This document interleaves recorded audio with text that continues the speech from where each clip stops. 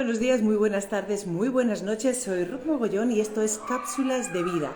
Y estoy esperando la conexión de mi coequipera desde Argentina, porque aquí es la 1 de la tarde, allí las 9 de la mañana. Hoy aquí en España estamos en Calatayud, en el Mesón de la Dolores.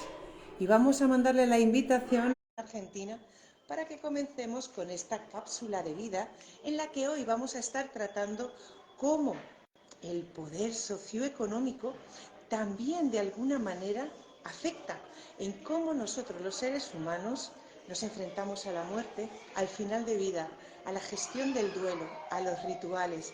Así que vamos a esperar que Jackie se conecte y con ella vamos a darle vida a esta cápsula del día de hoy.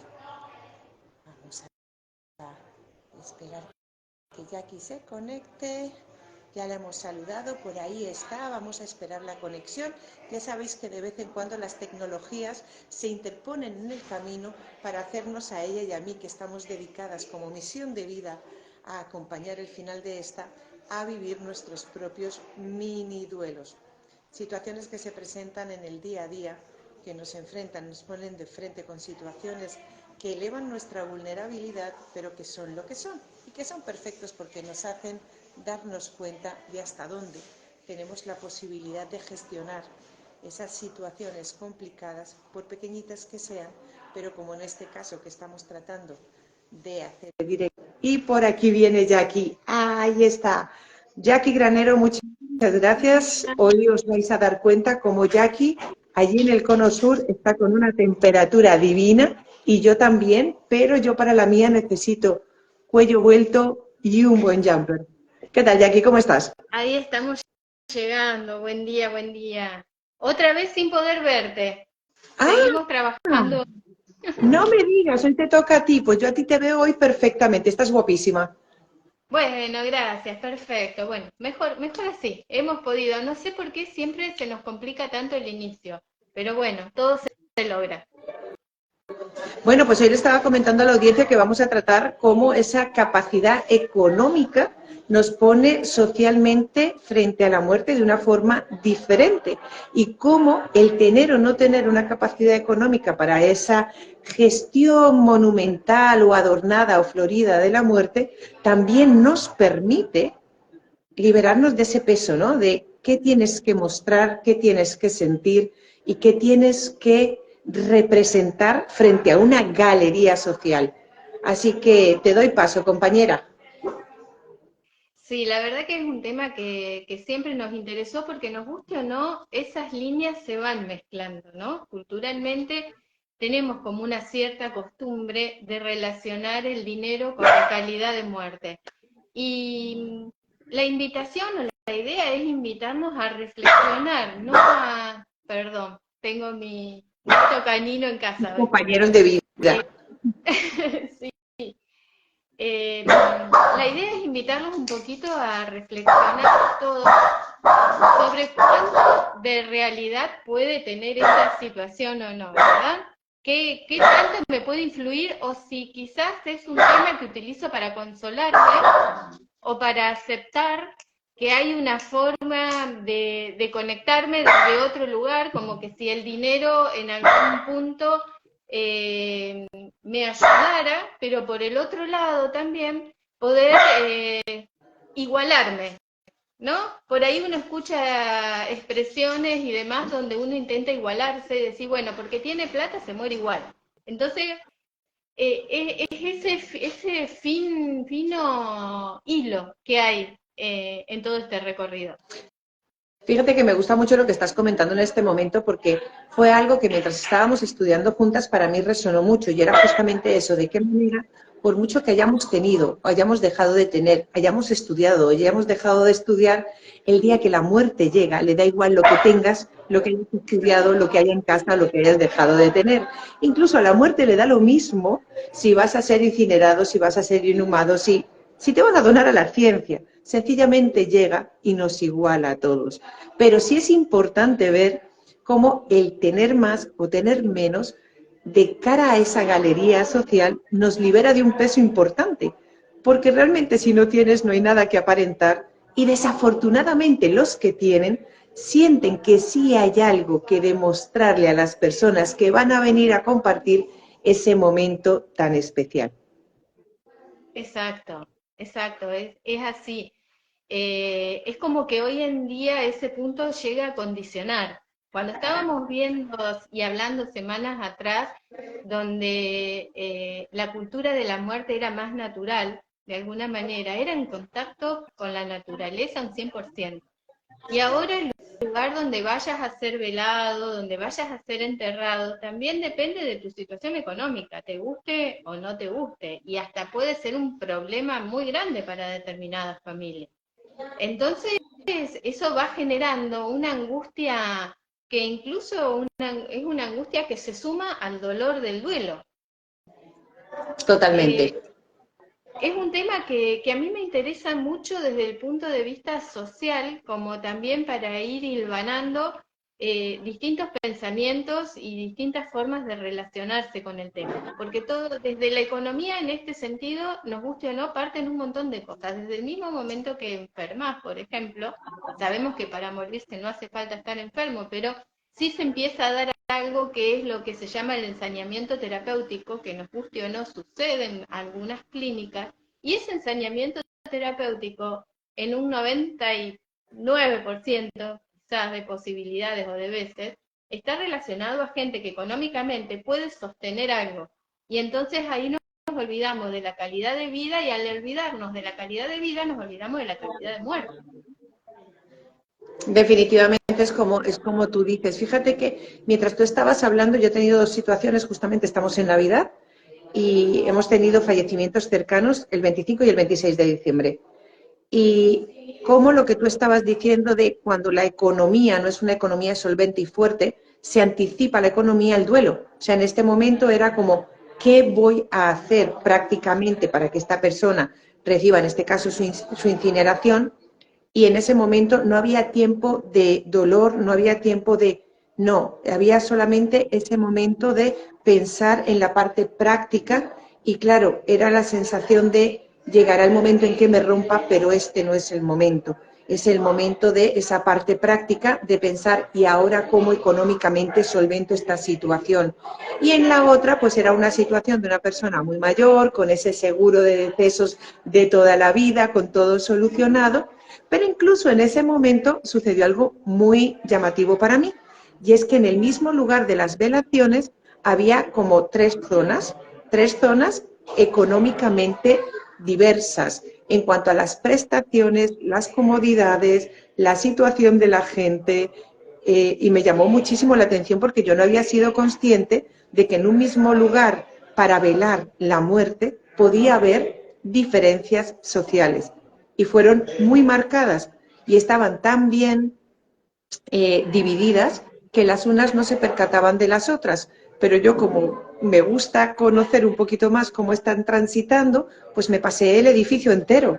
Y entonces en uno había calefacción, en el otro no. O sea, son cosas que dices tú, ¿de verdad esto sucede? Porque realmente la muerte se ha vuelto un negocio económicamente muy, muy, muy rentable. Entonces, creo que eso también es ese peso del que tú hablabas, en cómo económicamente puede representar también ese peso que se anticipa el dolor. Sí, sí, sí. Eh, Se van presentando costumbres en distintos países, ¿no? Por ejemplo, en mi ciudad, lo que es una sala donde se está velando a la persona son comunes. Puede variar a lo mejor la calidad del servicio, teniendo más o menos autos, la calidad del cajón, en el caso de que sea público. Las diferencias no son tan notorias en ese sentido. Sé que hay otros lugares de Latinoamérica donde sí, incluso encontrás, hasta he estado en presentaciones de empresas que venden servicios y hasta hay una cafetería adentro, ¿no? No puedo decir el nombre o sí, no sé, la que tiene el logo verde. Y eso marca mucho la diferencia, ¿no? Tremenda cafetería, tremendo mármol, otra realidad totalmente, totalmente diferente. Y a veces eso, como vos decías bien al principio, uno hace que se centre mucho en el mostrar y poco en el sentir, así sean otros los que se encargan de eso, ¿no? Porque uno en ese nivel paga todo el servicio, uno tendría solamente tiempo para sentir, si vamos al caso.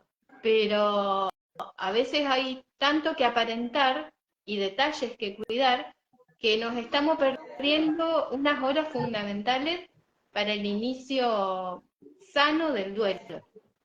Por Totalmente ahí. de acuerdo. Fíjate que el otro día cuando hablábamos de que habíamos sacado los féretros del salón de la casa, es como que todo se ha vuelto muy aséptico, porque independientemente de que tengas contratado un pack de servicios que te permite, por supuesto, tener una economía solvente, yo recuerdo de los pocos velatorios a los que yo he asistido de niña en casa de la familia de mi padre, era muy bonito porque era una celebración. En cambio, en este momento te vas a la sala de velaciones y es frío, no hay música, la luz súper tenue, vamos a hacerlo todo bastante dramático. Y realmente cuando estábamos en casa era las vecinas trayéndote café, la otra que te traía un caldito, la otra que traía un bizcocho, que se compartía, que se rezaba el rosario, porque por ejemplo en Colombia se rezaba el rosario, obviamente se lloraba, pero también se reía.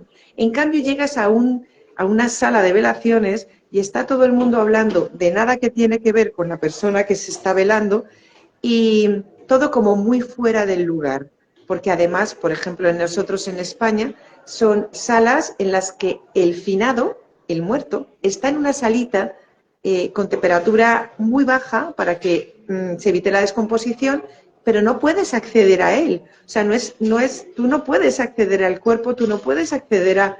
Y yo recuerdo de a mi abuela tocarla, a besarla, y en este momento es esa persona allí, y justo ayer hablaban de que cuanto más rápido mejor, y yo era como, Dios, o sea, qué está sucediendo, ¿no? ¿Qué está sucediendo socialmente con nosotros? ¿Cómo nos estamos dejando arrastrar con esa rapidez y esa agilidad de sacar al muerto de nuestra vida rápidamente para no enfrentar la realidad que es inevitable?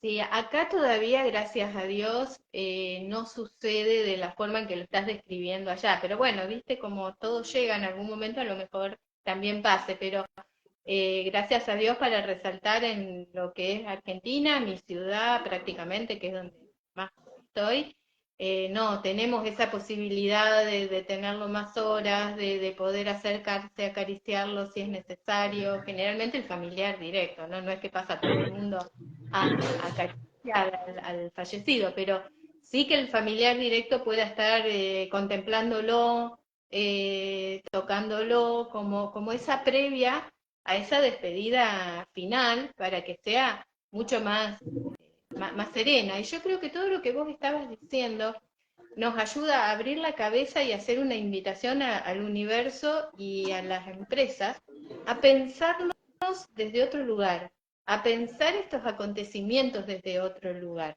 ver qué forma o de qué manera podemos incorporar o implementar más calidez a la situación, porque la situación de por sí ya es tristísima, es dura, se sufre mucho, se sufre y después tratamos de que ese sufrimiento se transforme en dolor y ese dolor empezar a achicarlo un poquitito, ¿no? A que cada vez sea menor de alguna manera, pero yo creo que es un desafío para las empresas empezar a pensar la situación desde otro lugar, empezar a ofrecer otras cosas.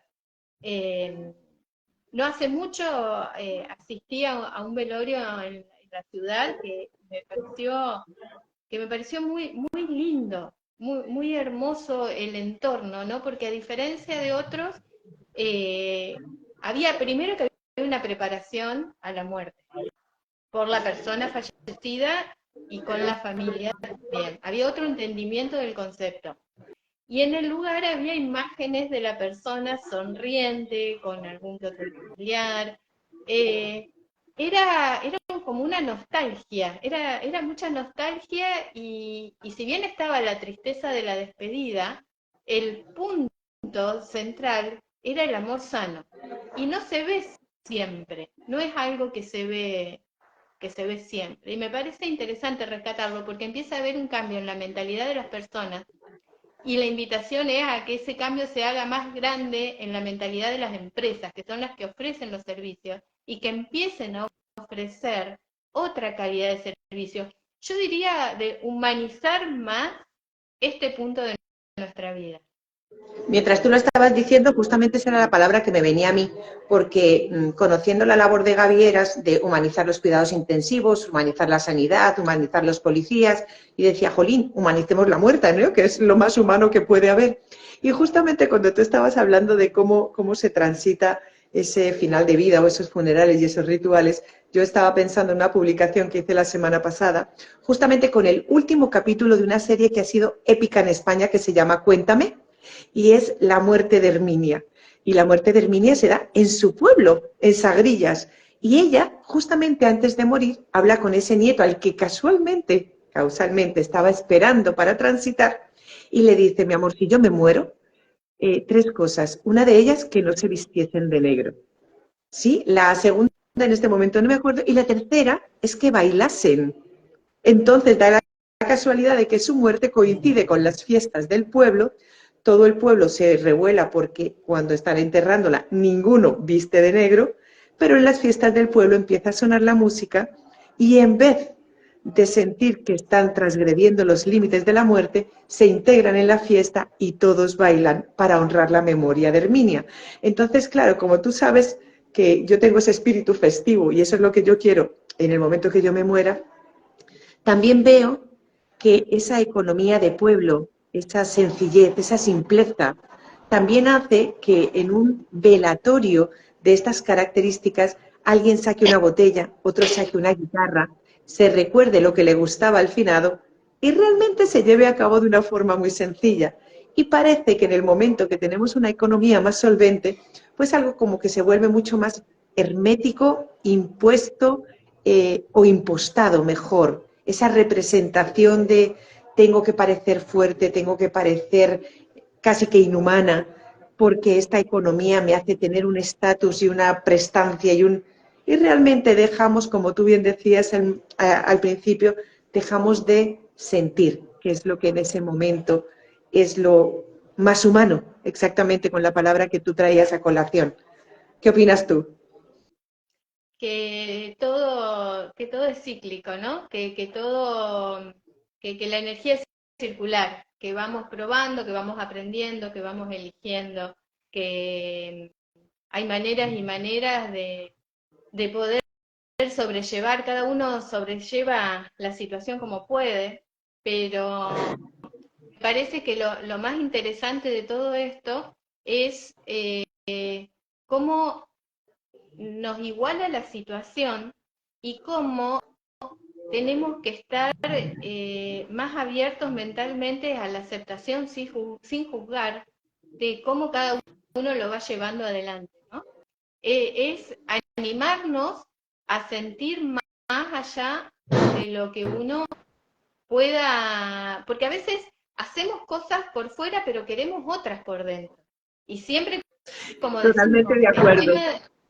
el tema de la muerte en sí tiene un montón de aristas alrededor, ¿no? Partiendo de quién es el difunto, qué relación tenía yo con ese difunto, eh, cuán obligada estoy yo a hacerme cargo de esa muerte y si me tengo que hacer cargo, cuál es mi economía para poder hacerlo libremente. Entonces son tantos los factores que entran en juego en esa situación que la tranquilidad que nos da a todos siempre estar bien económicamente, es decir, bueno, perfecto, sucede algo y tengo un respaldo. El que no tiene ese respaldo económico, o como bien decía, hay gente que lo pagó toda la vida el servicio, eh, más allá de cómo sea la situación, lo puede igual sobrellevar. Pero a mí de todo esto que hablábamos y que veníamos hablando en todas nuestras formaciones y demás, digo, hay una frase que siempre me quedó resonando desde muchos años, donde por ahí el que menos tiene hace como hincapié en ese punto de decir el que más tiene y bueno, se muere igual. Sí, claro que se muere Nos igual, morimos todos. todos nos morimos igual. Entonces es poder ser como más objetivos y sin juzgar de decir lo vivo de esta manera por imposición o lo vivo de esta manera porque me gusta. Y no utilizar ese latiguillo de el que más tiene se muere igual, porque en esta vida a vos a lo mejor te tocó nacer con menos, pero en la próxima te va a tocar nacer con más, y no sé si vas a pensar de la misma manera, ¿no? Es como que uno busca incluso marcar bien esa diferencia innecesariamente. A ver, siempre hubo y siempre va a haber diferencias sociales. Y siempre hubo gente que murió en todos lados, siempre hubo parejas que fracasaron como matrimonio en todos lados, siempre hubo hijos más intensos que otros en todos lados. No es porque uno tiene más, le van a pasar más o menos cosas, o porque tiene menos. Entonces o sea, yo creo que mi fuerza está puesta en esa, en no juzgar la situación por cuánto tiene uno y cuánto menos puede tener el otro. No sé si puedo ser clara con lo que estoy diciendo. Totalmente, totalmente, porque fíjate que lo que para unos puede ser un problema minúsculo porque no tienen, para otros puede ser un problema mayúsculo porque lo tienen. Entonces, en realidad, la vida nos iguala a estar cada día tratando de gestionar la vida de la mejor manera con las herramientas que tengamos más o tengamos menos. Jackie, definitivamente es un gran placer encontrarnos cada miércoles para ir destapando esta cápsula, la del día, y te propongo que una que no habíamos puesto para esta época, pero que me parece muy bonita, que me parece súper atractiva y que posiblemente a la audiencia le pueda interesar, y es el miércoles que viene tratar cómo la muerte se ha representado en el cine.